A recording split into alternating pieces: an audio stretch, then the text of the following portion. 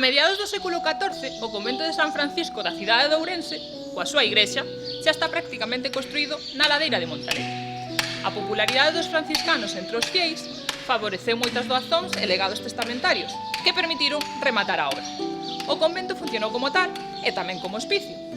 Neses tempos é a parte conservada máis antiga do edificio, o claustro, en cuyos capiteis podemos ler un sermón en imaxes.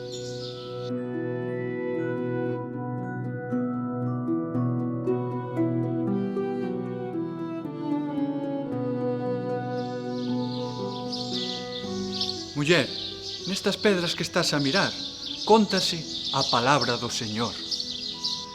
Os relevos do capiteis do claustro estaban destinados a transmitir a doutrina cristía a través dunha mensaxe directa.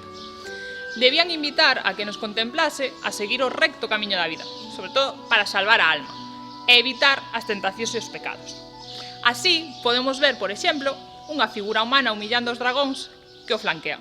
Noutro capitel atopamos un home cun escudo, casco e maza que se defende do ataque de 3 sereas con forma de ave que representan forzas malignas. Canta sabedoría hai nestas pedras